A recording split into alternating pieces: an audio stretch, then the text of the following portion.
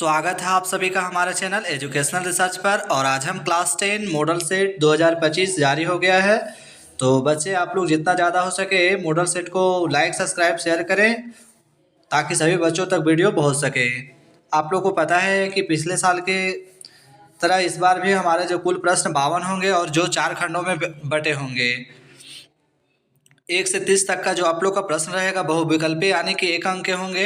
वही 31 से जो 38 तक का प्रश्न होगा लघु उत्तरीय प्रश्न पूछे जाएंगे और जिसका 2 अंक का निर्धारित होंगे यानी कि 6 प्रश्न बनाना है और आप लोग का कुल 12 अंक का होगा। वहीं 39 से 46 तक का लघु उत्तरीय प्रश्न जो होगा आप लोग का 6 प्रश्न बनाने हैं जिसमें से 3 अंक का होगा। और खंड घ में आप लोग का 47 से 52 जो है दीर्घ उत्तरीय प्रश्न है और इनमें से 4 प्रश्नों का उत्तर देना अनिवार्य है और ये प्रत्येक प्रश्न 5 अंक का होगा। तो सबसे पहले हम खंड का जो हमारा 1 से 30 तक बहुविकल्पीय प्रश्न है उसके बारे में हम लोग हल कर लेते हैं। जिसमें से प्रश्न संख्या 1 में हमारा गद्यांश दिया गया है और कह रहा है कि निम्नलिखित गद्यांश को ध्यानपूर्वक पढ़कर पूछे गए प्रश्नों के उत्तर दे। तो बच्चों, स्वास्थ्य हमारे जीवन का सबसे महत्वपूर्ण पहलू है। स्वस्थ शरीर में ही स्वस्थ मस्तिष्क का निवास होता है। बहुत अच्छा बात यहाँ पे कह रहा है कि स्वस्थ शरीर में ही स्वस्थ मस्तिष्क का निवास होता है। वहीं यदि हम स्वस्थ रहना चाहते हैं तो हमें अपने खान पान, दिनचर्या और मानसिक स्वास्थ्य का ध्यान रखना होगा। बिल्कुल सही बात है। आगे कहता है कि संतुलित आहार, नियमित व्यायाम और पर्याप्त नींद अच्छे स्वास्थ्य के मुख्य स्तंभ है। इसके अतिरिक्त तनाव से बचना और सकारात्मक सोच रखना भी स्वस्थ बनाए रखने में सहायक होता है। काफ़ी अच्छा पॉइंट है। स्वास्थ्य का सीधा संबंध हमारे दैनिक कार्यों और उत्पादकता से होता है। जो व्यक्ति स्वस्थ होता है वह न केवल शारीरिक रूप से बल्कि मानसिक रूप से भी अधिक सक्षम है। आज की भागदौड़ भरी जिंदगी में कई लोग अपने स्वास्थ्य को नज़रअंदाज कर देते हैं जिससे दीर्घकालिक बीमारियां यानी लंबे समय बीमारियों से ग्रसित होने का खतरा बढ़ जाता है। इसलिए हमें अपने स्वास्थ्य के प्रति सजग रहकर एक स्वस्थ और सुखी जीवन जीने का प्रयास करना चाहिए।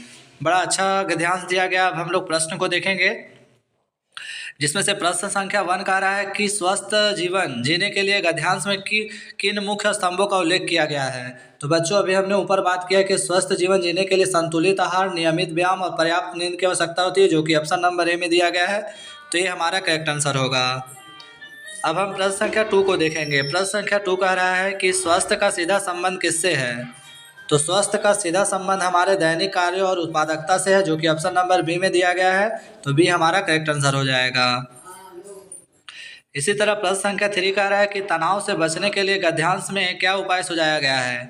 तो बच्चों, तनाव से बचने के लिए सकारात्मक सोच रखना चाहिए यानी कि हमें हमेशा अच्छा सोच रखना चाहिए, तभी हम तनाव से बच सकते हैं।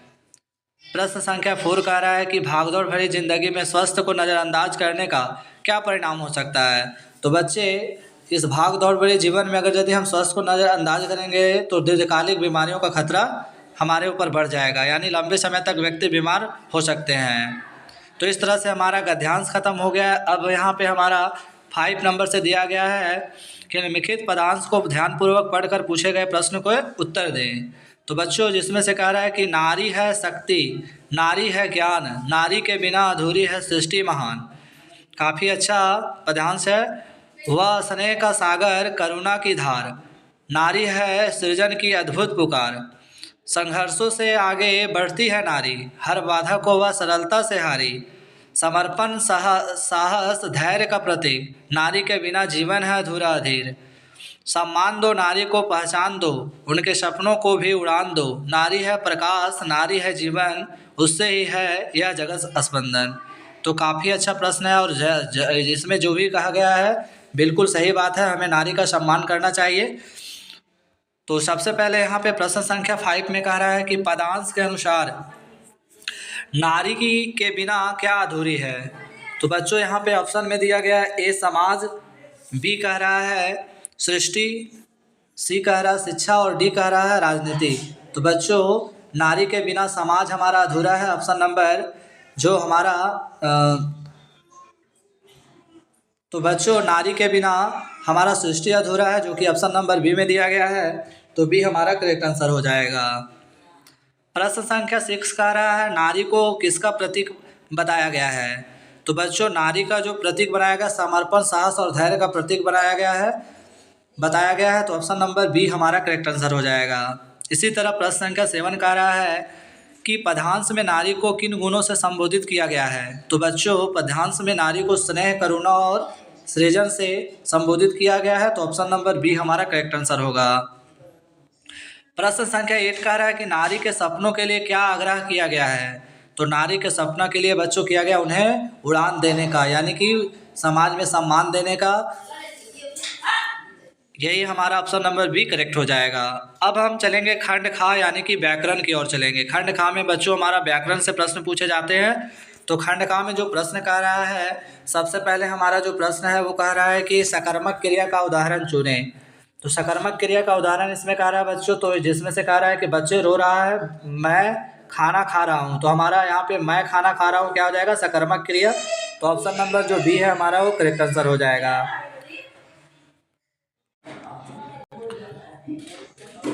अब हम प्रश्न संख्या 10 को देखेंगे। प्रश्न संख्या 10 का सकर्मक क्रिया और अकर्मक क्रिया में मुख्य अंतर क्या है। तो बच्चों, आप लोग को पता है कि सकर्मक क्रिया और अकर्मक क्रिया में मुख्य जो अंतर है कर्म की आवश्यकता में, यानी कि ऑप्शन नंबर जो हमारा सी दिया गया है वो हमारा करेक्ट आंसर हो जाएगा। इसी तरह नेक्स्ट प्रश्न की ओर चलते हैं, जिसमें से प्रश्न संख्या 11 कह रहा है कि सकर्मक क्रिया में हमेशा क्या होता है। तो सकर्मक क्रिया में हमेशा क्या होता है, एक कर्म होता है, यानी कि ऑप्शन नंबर बी हमारा करेक्ट आंसर हो जाएगा। नेक्स्ट प्रश्न संख्या 12 कह रहा है निम्नलिखित में से किस वाक्य में क्रियापद का उपयोग हुआ है। तो 12 नंबर का जो प्रश्न है इसमें क्रियापद का उपयोग जो हुआ है बच्चा दौड़ रहा है, यानी कि ऑप्शन नंबर ए जो हमारा है वो बेस्ट आंसर हो जाएगा। तो इसीलिए सही आंसर हमारा ए हो जाएगा। प्रश्न संख्या 13 कह रहा है कि पत्र शब्द का एक अर्थ नहीं है। यहाँ पे ऑप्शन दिया गया, पहला में है ए में पत्रिका, बी पत्ता, सी चिट्ठी और डी पुस्तक। तो बच्चों इनका जो करेक्ट आंसर होगा ऑप्शन नंबर डी के साथ चला जाएगा, पत्र का एक अर्थ पुस्तक नहीं होगा। अब हम प्रश्न संख्या 14 को देखेंगे, जिसमें से कह रहा है कि मुख शब्द का एक अर्थ क्या हो सकता है। तो मुख शब्द का एक अर्थ क्या हो सकता है, चेहरा हो सकता है, जो कि ऑप्शन नंबर ए में दिया गया है। तो ये हमारा सही आंसर हो जाएगा। इसी तरह प्रश्न संख्या 15 की ओर चलते हैं। प्रश्न संख्या 15 कह रहा है कि अव्यय शब्द की परिभाषा क्या है।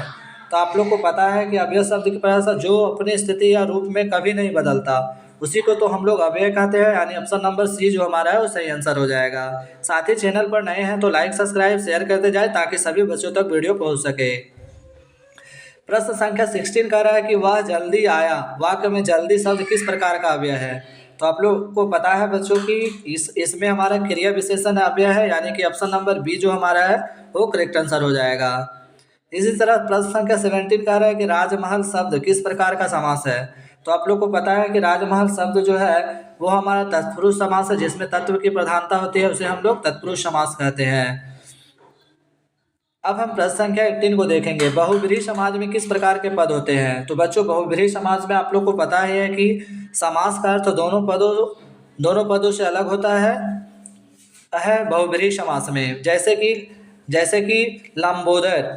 इसी तरह से आप लोग नारायण, इन सभी शब्द का प्रयोग कर सकते हैं। अब हम प्रश्न संख्या 19 की ओर चलते हैं। 19 नंबर प्रश्न कह रहा है कि तुम स्कूल जाओ और मैं घर पर रहूँगा, इस वाक्य का प्रकार क्या है। तो इस वाक्य का प्रकार जो हो जाएगा बच्चों वो क्या हो जाएगा, संयुक्त वाक्य होगा, जो कि ऑप्शन नंबर सी के साथ चला जाएगा हमारा आंसर। प्रश्न संख्या 20 कह रहा है कि मैंने उसे बुलाया क्योंकि वह देर से आया था, इस वाक्य में कौन सा वाक्य है। तो आप लोग को पता है कि इस वाक्य में जो हमारा वाक्य होगा वो हो जाएगा मिश्र वाक्य हो जाएगा, जो कि ऑप्शन नंबर बी में दिया गया है। तो बी हमारा सही आंसर होगा। अब हम खंड गा को देखेंगे, जो हमारा पाठ्य पुस्तक से है और ये भी हमारा गद्यांश है। और ये गद्यांश जो हमारा नेताजी का चश्मा से दिया गया है, जिसमें से कह रहा है कि बार बार क्या सोचता होगा उस कौम का जो अपने देश की खातिर घर गृहस्थी जवानी जिंदगी सब कुछ होम देने वालों पर भी हंसती है और अपने लिए बिकने के मौके ढूंढती है। दुखी हो गए 15 दिन बाद फिर उसी कस्बे से गुजरे। कस्बे में घुसने से पहले ही ख्याल आया कि कस्बे के हृदय स्थली में सुभाष की प्रतिमा अवश्य ही प्रतिस्थापित होगी, लेकिन सुभाष की आंखों पर चश्मा नहीं होगा। ऐसा इसलिए कहा था क्योंकि वो कैप्टन जो है उनका मृत्यु हो गया था, तो अब चश्मा लगाने वाला कोई नहीं है। ऐसा कहकर वो जो ड्राइवर है उसको गाड़ी बढ़ाने के लिए कहता है, लेकिन आप लोग जानते हैं कि चश्मा बदलने वाला कोई व्यक्ति था। आप लोग हमें कमेंट में ज़रूर बताइएगा। गद्यांश में लेखक को किस बात का दुख हो रहा है। तो आप लोग को पता है कि गद्यांश में जो लेखक है उसको कौम की मानसिकता और अपने देश के प्रति उनकी निष्ठा को लेकर दुखी हो रहा है। अब हम प्रश्न संख्या 22 को देखेंगे। कह रहा है गद्यांश में लेखक का यह विचार सुभाष की आंखों पर चश्मा नहीं लगा होगा का क्या अर्थ है। तो आप लोग को पता है कि इसका सुभाष चंद्र बोस की मूर्ति में कोई कमी थी और वो थी चश्मा की कमी, यानी कि ऑप्शन नंबर बी के साथ चला जाएगा, तो बी हमारा करेक्ट आंसर हो जाएगा। साथ ही आप लोग को बता देना चाहते हैं कि फाइनल एग्जाम में आप लोग का जो सब्जेक्टिव प्रश्न रहेगा नेताजी का चश्मा का मूल तत्व क्या है, इसके अलावा पान वाले का रेखाचित्र वर्णन करें, और नहीं तो लंगड़ा क्या जाएगा फौज में पागल है पागल। ये तीनों प्रश्न आप लोग अच्छे से करके जाइएगा। अब हम यहाँ पे नीचे एक और गद्यांश दिया गया है जो बाल गोविंद भगत से है, जिसमें कह रहा है कि बेटे की क्रियाकर्म में तुला नहीं किया, पतोहू से ही आग दिलाई उनकी उसकी, किंतु जो ही श्रद्धा की अवधि पूरी हो गई, पतोहू को यानी कि अपने बहू को भाई को बुलाकर उसके साथ कर दिया, यह आदेश देते हुए कि इसकी दूसरी शादी कर देना।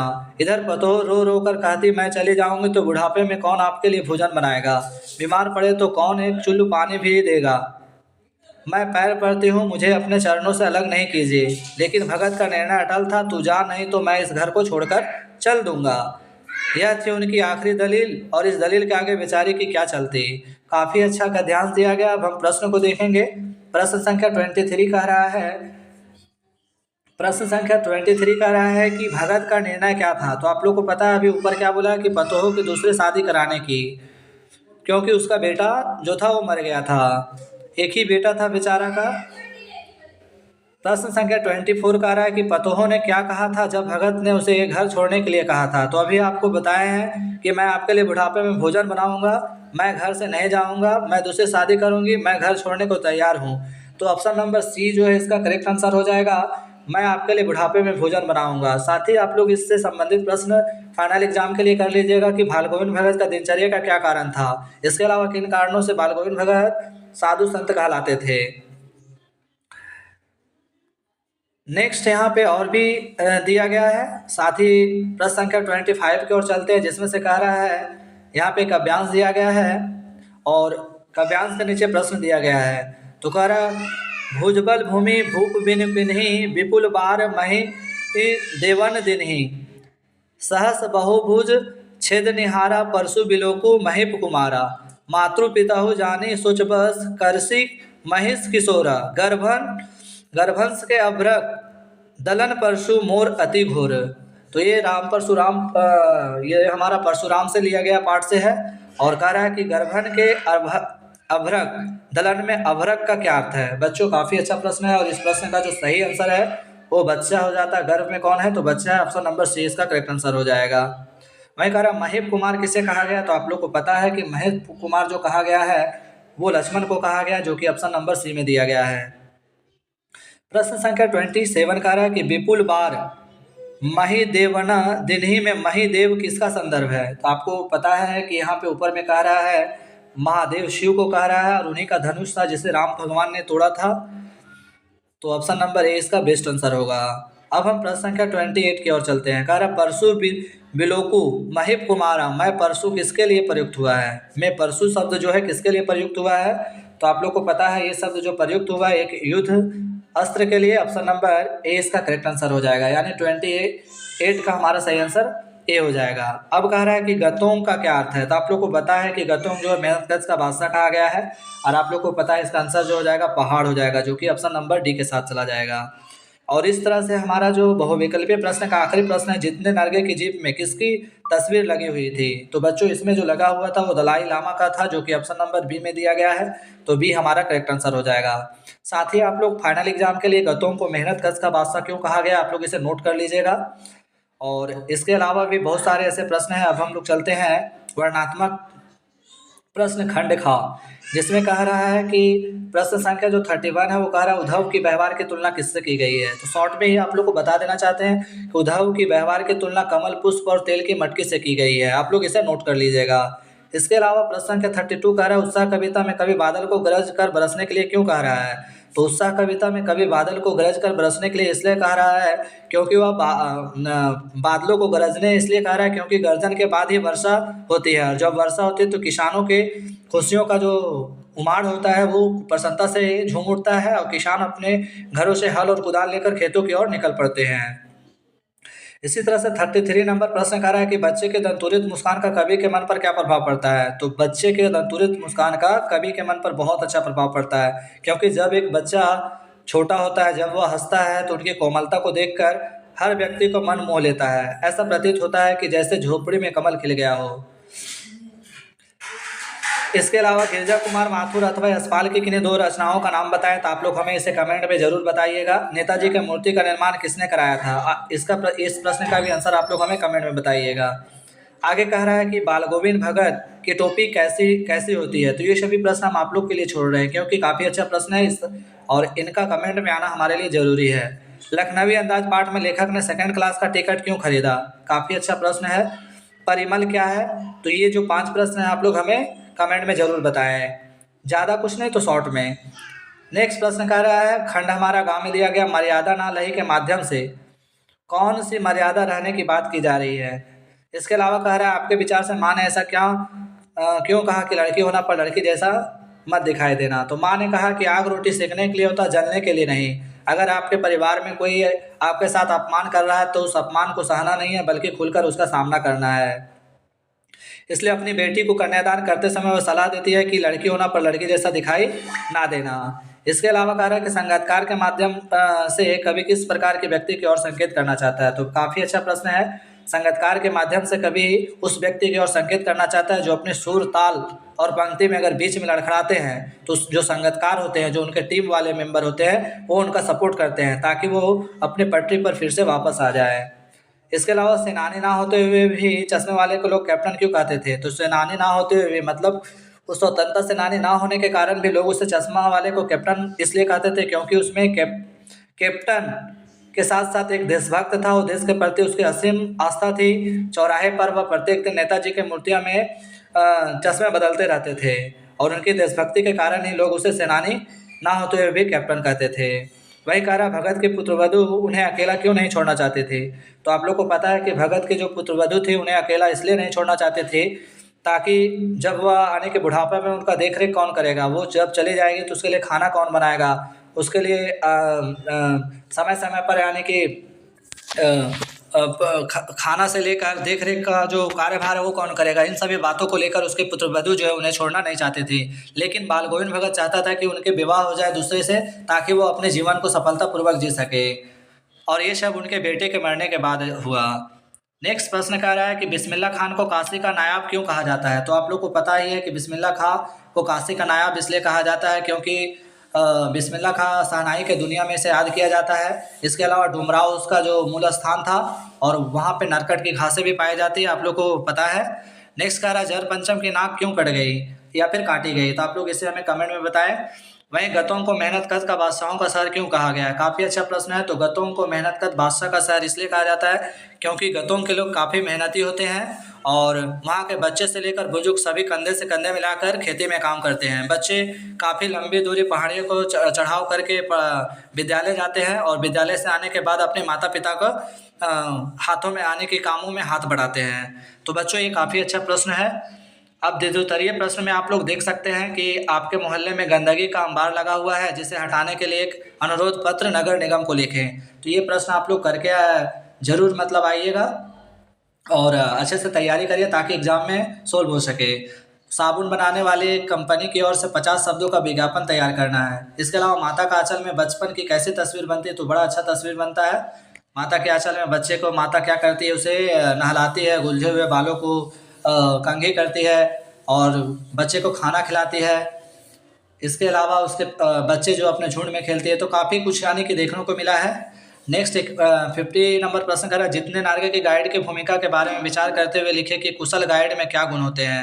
और 51 में यहाँ पे आप लोग का कह रहा है कि निम्नलिखित 150 शब्दों में कह रहा है, जिसमें से देख सकते हैं आप लोग कह रहा है विज्ञान अभिशाप या वरदान पर बोल रहा है। इसके अलावा झारखंड की प्राकृतिक सुषमा पर बोल रहा है। तो आप लोग इसको नोट कर लीजिएगा। और 52 नंबर पे आप लोग का यहाँ पे काव्यांश दिया गया है परशुराम से। तो ये सारे प्रश्न महत्वपूर्ण है। आशा करते हैं आप सभी अच्छे से तैयारी कर रहे होंगे और जल्द ही हम आप लोग को नेक्स्ट जो मॉडल सेट है साइंस का प्रोवाइड करेंगे। जय हिंद, जय भारत।